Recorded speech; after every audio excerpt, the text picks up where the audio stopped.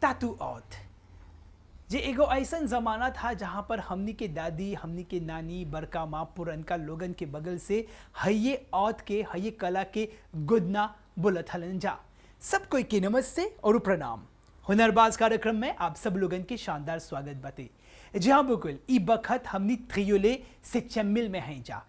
हैजा परी एगो ऐसन हुनरबाज बाते जेकर नाम है आयान तूरी। उ तातू आर्ट के प्रति अपन भीतर के जोन प्रतिभा बाते, जोन कलात्मकता और क्रिएटिविटी बाते, ओकरा डिस्प्ले करे के एकदम तैयार बाते। ता आज ओकर संगे हमनी बात करब जा और एकर संगे संगे ओकर जितना जोन तातू के से जुड़ल जोन काम बाते, आज ओकरा देखब जा, निहारब जा। तो चल जा।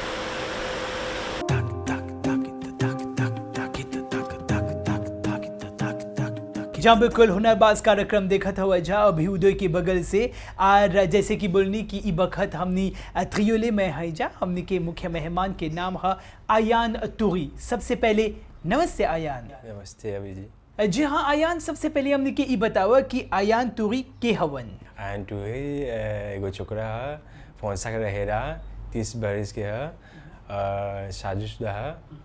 एगो लड़का बा 7 बरिस के। अब सबको जानेला आयान रेहान, हमार बेटा रेहान, हम आयान। सबको जानेला आयान रेहान, पहले वाला रेहान को बोलेला।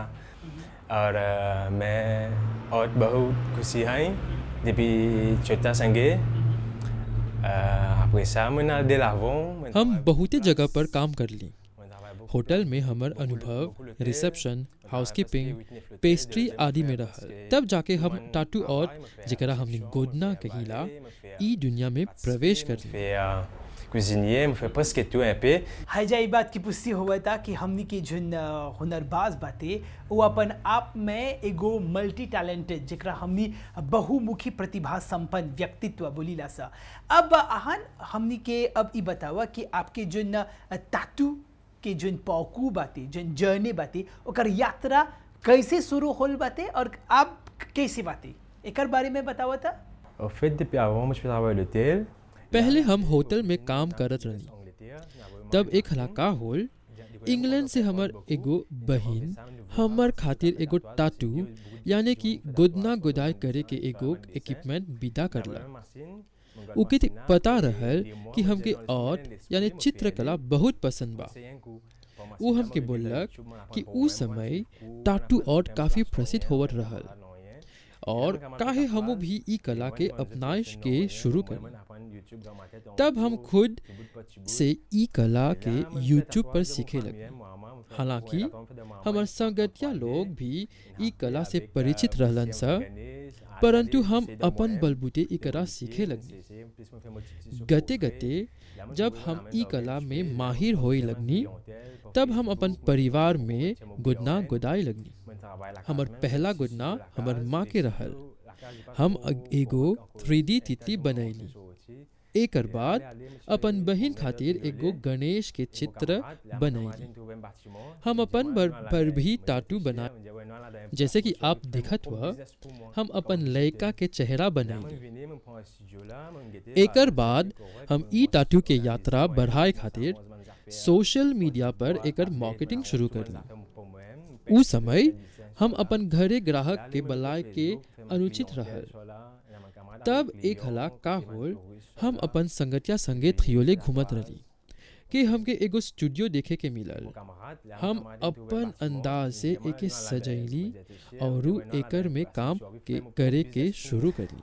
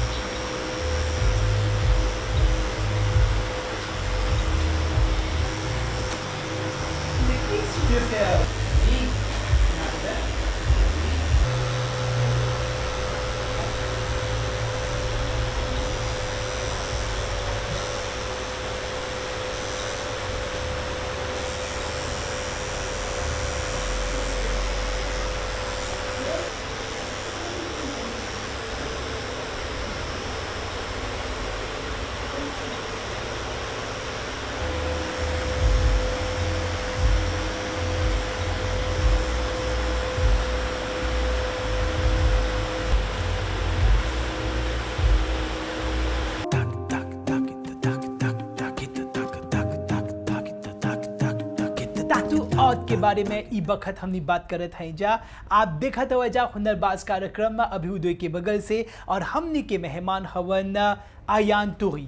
अब आयान, हमनी के ई बतावा, जब आप टाटू के काम करेला त एकर संगे संगे ढेर जन इक्विपमेंट बाते ना, ओकर संगे आप काम करेला, वो इक्विपमेंट के बारे में तनी सन सकबजा आर जस्ती जानकारी देवे।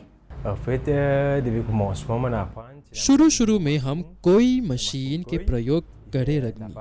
धीरे धीरे हम दूसर आधुनिक यानी मॉडर्न इक्विपमेंट के भी प्रयोग करे लगनी, जैसे कि पेन, रोटाटिव, वायरलेस। कोई मशीन तनिसन शोर करेला, कबो ऐसा होला कि कोनो ग्राहक ई शोर से डर जाला, तब ई आधुनिक इक्विपमेंट काम आवेला। हम भिन्न प्रकार के सुई और रंग का प्रयोग भी करीला, जे हमके अपन कला दर्शाए के मदद करेला। अब आयान, हमनी के ई बतावा कि जब एगो क्लिएंट आवेला आपके सामने, त का आप दो तीन डिज़ाइन ओकरा दिखावेला या फिर उ अपन बगल से एगो डिज़ाइन लेके आवेला? कैसे होवेला? कैसे आप अपन डिज़ाइन के चॉइस और डिसीजन लेवेला? हमर सब काम ऑनलाइन होला।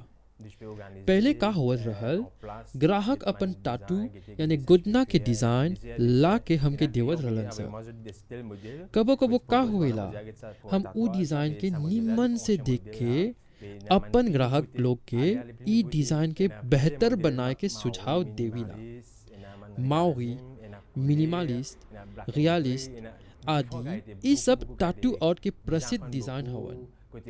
एकर बाद हमके उचित सुई और उचित रंग के ज्ञान चाहिला जाने के, जेमे हम एगो निमन काम सकब जा करे। जब भी आप गुदना करत हवा, टाटू आर्ट करत हवा, त एकर संगे ढेर सावधानी बरते के चाहिए। त अब हमनी के ई बतावा आयान कि जब आप एगो मतलब काम करत हवा टाटू के, तो कौन कौन प्रकार के सावधानी लेवे के चाहिए, और आप सावधानी लेवत हवा, और कौन सावधानी उ जो क्लिएंट बाते, जो ग्राहक बाते, ओकर भी ओकरा लेवे के चाहिए? कौन कौन प्रकार के सावधानी बोला था?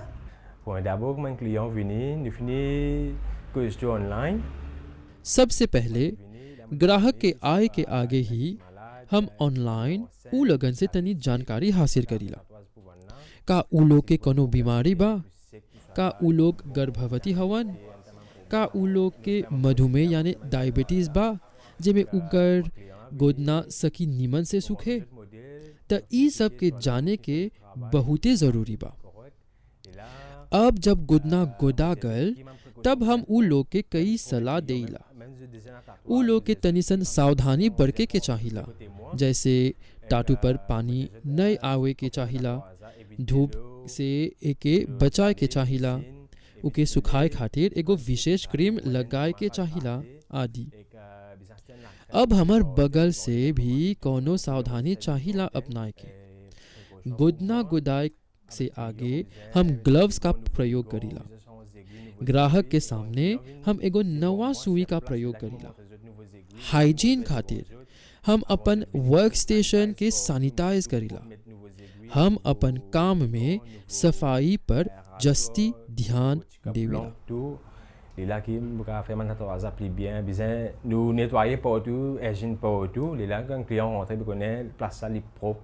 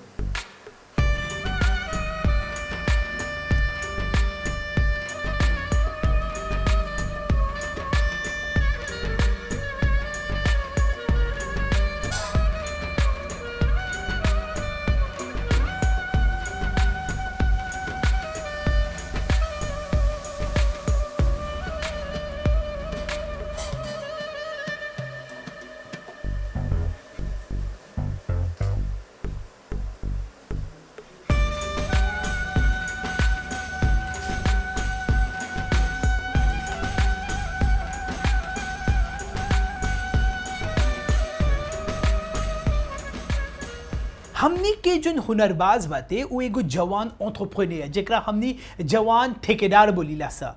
हमने के ई बतावा आयान कि कैसे आप अपन जो व्यापार बाते ओकर प्रमोशन ओकरा बढ़ावा देवे पे के कौन कौन प्रकार के विकल्प आप अपनावेला। En fait, moi, TikTok est sorti, je te connais, tu as fait de TikTok même, allez. जैसे सब लोग अपन व्यापार बढ़ाए खातिर फेसबुक और इंस्टाग्राम जैसन सोशल मीडिया पर अपन काम दर्शावेलन, हमू भी ई प्लेटफॉर्म का प्रयोग कर ली। धीरे धीरे हम टिकटॉक पर भी वीडियो बनाए के शुरू कर ली। इसे हमर काम के प्रचार हो, मॉरिशस भर के लोग हमके पहचाने लगे और हमर लगे आके टाटू और लगन सकरे। कबो का होला जब एगो ग्राहक हमर काम से खुशी हो जाला, वो हमर काम दूसर लोगन से प्रचार करेलन। इसे हमर व्यापार जस्ती आगे बढ़ेला। सबके जिंदगी में टाइम मैनेजमेंट एक बहुत ही इम्पोर्टेंट फैक्टर बाते। तो आयान कैसे आप अपन टाइम मैनेजमेंट करेला, काहे कि आप अपनवे के काम करेला, आप एगो जवान एंटरप्रेन्योर बाते, तो कैसे हई जन समय बाते कैसे आप बाटेला। टाइम मैनेजमेंट ऐपे हॉट पुमा ई काम हमके काफी समय मांगेला। कबो का होला फजीर के एगो ग्राहक आवेला और सांझ के एगो दूसर ग्राहक के लईला। कबो कबो उ ग्राहक संगे रात लेक या दूसर दिन के फजीर लेक काम करे के चाहिला। कबो कबो हमर काम ग्राहक के डिजाइन पर निर्भर रहेला। जे उ डिजाइन जस्ती बराबा त हम अपन ग्राहक के उके पूरा करे के एक दिन बाद फिनो से बुलाइला। जब भी हमके समय मिलेला तब हम अपन परिवार संगे बिताइला। हम उनकर संगे भोजन करीला, समुद्र जाइला, डोमिनो खेलीला, अपन लड़का के देखिला, अपन पत्नी के घर के काम काज में हाथ बटाइला। जिंदगी के दूसर नाम है चुनौती। अगर चुनौती नहीं रही तो जिंदगी के नाम के कोई सार्थकता नहीं रही। तो अब आयन हमने की ये बतावा कि आप कौन कौन प्रकार के चैलेंजेस माने कि चुनौती के सामना करीला। beaucoup moments difficiles m'ont passé, même déjà fait tatouage। ई काम में तनिसन चुनौती बातें एक हलाका होल, हम गुदना गुदावत रही के बिजली चल गल। उस समय वायरलेस पेन नहीं रहल, बल्कि कोई मशीन का प्रयोग करत रही। अब उ बखत का करब, हम अपन संगतिया के फोन कर ली और ओकर स्टूडियो में जाके अपन काम पूरा कर ली। जब भी जरूरत पड़ेला हमू भी अपन संगतिया लोगन के मदद करीला। कबो कबो ई भी होला कि एगो ग्राहक के हाली से जाए के चाहिला, तब हम एगो प्रेशर पर रहीला कि हमके ई काम के हाली और निमन से पूरा करे के चाहिला। अब आयन जितना जो दर्शकगण ई बखत है कार्यक्रम देखा तो मंजा वो लोग के कौन संदेश दिबा। जैसे कि हर कोई शिक्षित हवन सा, किंतु काम की दुनिया में उ लोग के कोनो कठिनाई का सामना करेला। तब हम उ लोग के ई संदेश देवब, अगर उ लोग और जाने ला सा त उ टाटू और सकी सीखे और अपन कला के एगो काम व्यापार नियन सकी करे।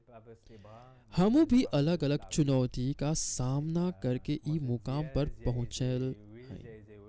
आज हम एगो ठेकेदार हैं जोन अपन मेहनत अपन काम के स्थापित करी। हम आप लोगन के यही सलाह देवब कि आप अपन आप पर भरोसा रखिए जा, जेमे आप सकब जा कामयाब हुए। आखिरी में हम है ये बोलब जो हम भी अपन जीवन में लागू कर ली। जहाँ चाह बा हो जा परी राह भी बा। जब कुल टाटू आर्ट से जुड़ल आज बहुत कुछ सीखे के मौका मिलल बाते, बकेर हमनी बहुत बहुत धन्यवाद देवब जा हमनी के हुनरबाज आयान टूरी के, कहे कि आज एकर से जुड़ल जन सावधानी बाते बहुत कुछ जाने के मौका मिलल बाते।